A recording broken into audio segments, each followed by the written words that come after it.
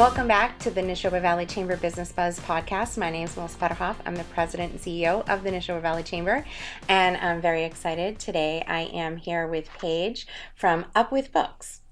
So welcome to our podcast. Thank you for having me. So today we're going to talk about, Up With Books is a nonprofit, and your mission is to close literacy gaps and fight what's known as the summer slide. And so in the last 10 years, you've given nearly 600,000 books to children in our region. And so we're going to talk a little bit about what you do, about your nonprofit, and why it's so important. So tell us, for those that are tuning in and learning about Up With Books for the first time, tell us a little bit about where Up With Books started and how it came to fruition. Yeah, so this year is actually our 10-year anniversary. That's very exciting for us. But it really started because growing up, I loved reading. I was always surrounded by books and loved books. And I wanted to be able to give that to other kids who might not have had that experience or that access, especially like you were saying in the summer when schools are closed and they might not have as much access to books, but also books that they can own, that are theirs to keep. So that's where it started, and started in the basement of my house, and now we've grown to 3,500 kids in the past year. Wow, that's amazing. Yeah. And so actually, you are in the same building that the chamber is located in. Yep. Down a few flights of stairs, Yes. But you're here. Yep. I've had the opportunity to check it out, and it is a lot. Like, you have so many different books. Tell us about what it's been like to expand. It's been incredible. Just having the space and the amount of books that we now have, that we can have as much as we do, and then provide to as many kids as we do. Especially thinking about it over the past 10 years, starting with just a couple local places with books that we've gathered from friends and family, and book drives in the basement of my house, to now having such an inventory that we can make lists when kids want specific books. We can really get them and have books that the kids want, which is awesome. So what was the first drive that you did, and like how many books was the first program that you did? Tell us a little bit about that. I can't even remember. It was a while ago. Yeah, we started just going to friends and families and local places that wanted to, if they had extra books, or if they had books that we could take. We contacted a lot of publishers and places that sell books, and places we could get them for reasonable prices and things like that. So you originally, when you started, did you, because I know that one of the, you want to have new books. It's not a place for folks to get rid of their old used books. No. We do some used books if they're still in good condition. They don't have to, for the backpacks that we do for the summer, those are all new books, but other places that we bring books, we do some used if they're still in good condition as well. Okay. Mm-hmm. Because it's important. These are some of the kids that are receiving these are their only books that they Mm-hmm. get. Yeah. And it's important that it's theirs.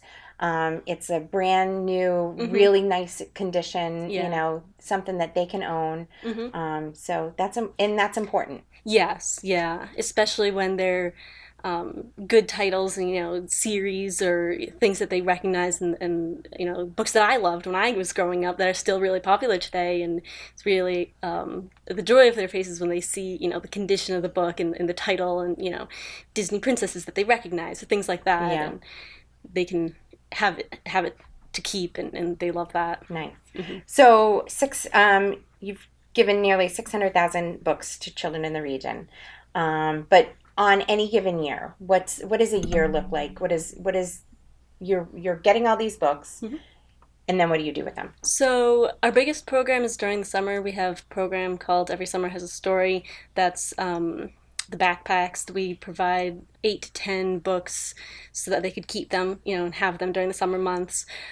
So that's our biggest program. We also do at like local food pantries and things like that. We'll set up tables, and that's really awesome because then the children can come and like specifically pick books from the table that Okay. look interesting to them, and that's when I can really talk with them, and they can say, oh, do you have any of this type of book? Oh, I really love these. And that's when we can kind of make those more personal connections and get them the Mm-hmm. books that they're specifically looking for. Nice. Mm-hmm. So you talked about, you mentioned that you buy the books. Mm-hmm. I mean, it would be fantastic if we could get some donated. Yeah. But you do buy books. Mm-hmm. So you do fundraising. Yeah. Tell us a little bit about your fundraising. So do a lot of grant writing, things like that. We have a yearly auction, which is all online. It's usually in November, kind of around. I won some stuff. It was fun. Yeah, yeah, it's a really fun time. And we contact all kinds of local places, big organizations that give us donations. We get a bunch of fun objects and experiences, restaurants, things like that. So that's always a fun way.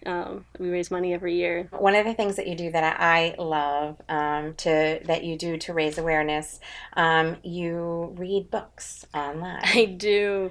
Yeah, Tell us about that. that one's really fun. I actually started because, like I said, I read a lot as a kid. So it started, talking with my friends and seeing picture books that like come through donations and things like that. Oh, I loved this book as a kid, and then they'd be like, "Oh, I've never heard of it." I'm like, "You need to read it." I'm like, "I'll read it to you." So I started reading them online, and people will comment saying, "Oh, this was my favorite book," and I'll try to read those, and I'm always taking recommendations of other people's favorite books to read, and it's fun to read books from my childhood and picture books. So when I used to babysit, that was I love to read Hmm. for myself. But when I used to babysit, reading to the kids, I would always get sleepy.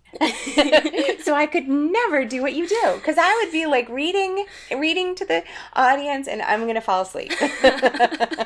So I love that you do that. Yeah, It's it's great. a lot of fun. Oh, tell us about the autograph book giveaway, the Diary of a Wimpy Kid contest that you're doing right now. Yeah, so that's one of our celebrations for our 10-year anniversary this year. We're going to give away 10 signed copies of different books, one a month. So January is the Diary of a Wimpy Kid book. Okay. That has been a collection that, every new book that comes out, I always get a signed Mm-hmm. copy. So we thought that would be a fun way to start in January. So that's on our website, and it's just random raffle winner every month. Just What is your website? upwithbooks.org. Okay. Yeah. Excellent. So what are there other fun things that you're doing to celebrate your 10-year anniversary? That's the first one that we've done. I'm Okay. sure there's going to be more. We're going to do another auction in November again. Great. Yeah, let's Excellent. start it off.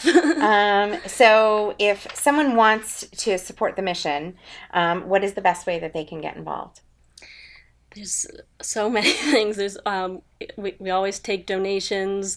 Any new or gently used books are always welcome. We've had people do book drives, which is always awesome. They can volunteer.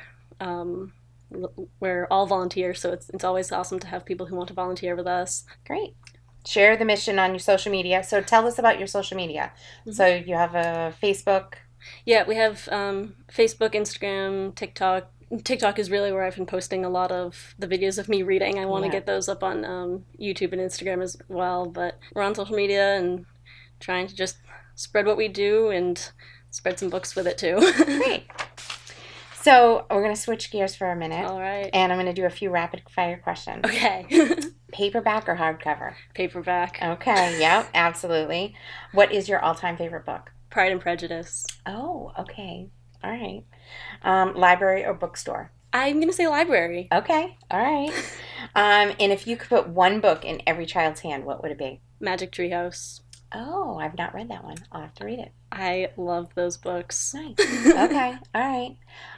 Yeah, I have to say I'm the favorite aunt of three nephews and a niece. And anytime we go out, if they ask if we walk by, if we're in Target or whatnot, and we walk by the book section and they want a book, the answer is absolutely. Yeah, that's awesome. I used to love reading, and that's my actual 2026 goal Hmm. this year is to get back into reading. So, That's a good um, goal. yeah, Yeah. yeah, it's very important. Yeah. So in closing, what is one thing that you wish more people understood about childhood literacy? I guess, at least from my personal experience, just realizing how many people don't have access to the books, but especially like even like libraries are free, but school libraries aren't, they're closed in the summer. So Mm, just how many children don't have books that are their own to keep in their houses. We're here to try to help. I love it. I love it. So, reminder of the website. Yes, upwithbooks.org. Okay. And TikTok is your preferred social media. So, Yep, check that's out. where I'm doing most of my videos on TikTok right Okay. now. All right. We'll check that out. Hmm. And well, thank you all for tuning in and listening. Thank you for coming Thank you for and having sharing your me. story. Congratulations. 10 years Yes, thank you. is for a, all volunteer run organization. That's pretty impressive. Yeah, So, it's great really job. awesome. Thank you. Like looking forward to seeing what comes for your next 10 years. Thank you. And of course, very special thanks to our producer, AJ from Clear Signal Productions. Thank you again, and for joining us, for our listeners for joining us, and we look forward to having you tune in to hear our next guests.